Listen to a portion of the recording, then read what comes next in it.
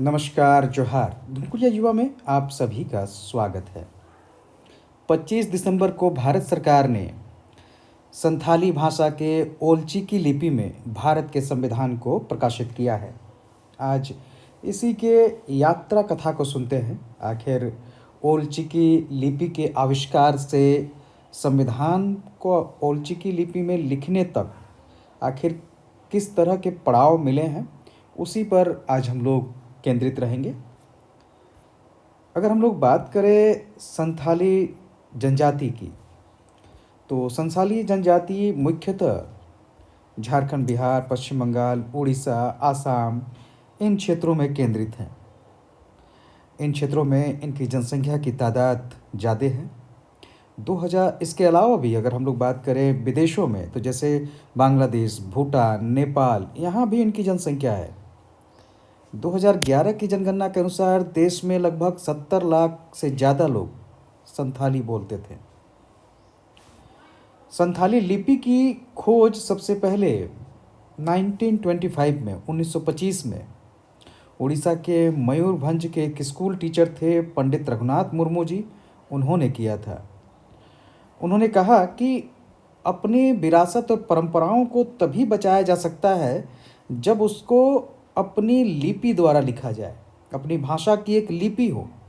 उन्होंने व्याकरण की किताबें, नाटक, कविताएं, उपन्यास सहित 150 से ज़्यादा रचनाएं की।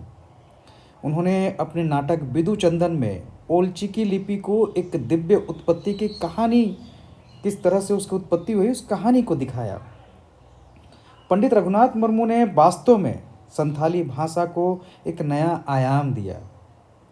ओलची की लिपि बाएं से दाएं लिखी जाती है, जिसमें अक्षर जुड़े होने के बजाय अलग अलग रखे जाते हैं।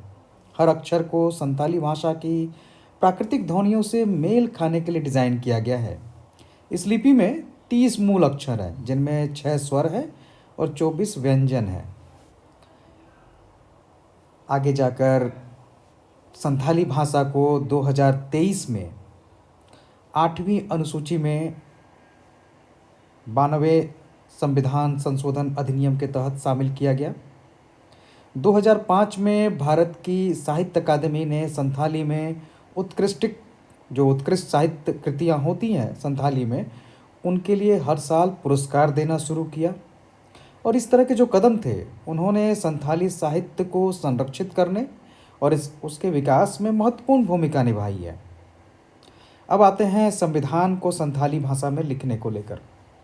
तो इसको अगर देखें तो देवनागरी लिपि और संथाली भाषा में इसका अनुवाद डॉक्टर दिगंबर हांसदा जी ने किया था, जिनके कारण उनको पद्मश्री से भी सम्मानित किया गया था। इसके बाद ओलची की लिपि में इसके अनुवाद का प्रयास या अनुवाद किया श्रीपति टुड्डू ने। ये प्रोफेसर हैं आपके पुरुलिया में। तो उन्होंने ही ओलची की लिपि में संविधान का सबसे पहले अनुवाद किया है। संथाली भाषा और ओलची की लिपि में संविधान का अनुवाद। 2022 में उनके काम का उल्लेख प्रधानमंत्री नरेंद्र मोदी ने मन की बात में भी की थी। और इनका जो अनुवादिक संविधान का अनुवाद जो था ओलची की लिपि में, ये 2021 में प्रकाशित हुआ। 2023 में CIL ने आधिकारिक अनुवाद का काम संभाला और कहा कि संविधान दोनों लिपियों में प्रकाशित किया जाएगा, देवनागरी और ओलचिकी में। CIL इसने ही आधिकारिक अनुवाद का काम शुरू किया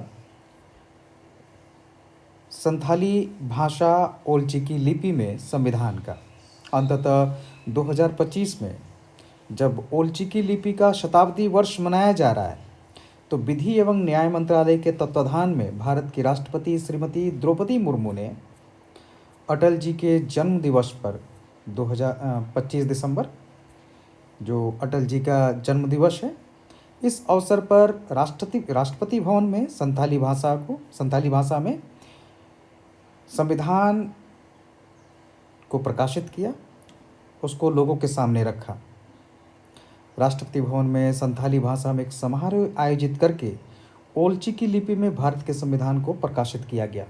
इस तरह से 1925 के ओलचिकी लिपि के खोज से शुरू होकर आज 2025 तक संविधान तक पहुँचते पहुँचते ओलचिकी ने एक लंबी यात्रा तय कर ली है।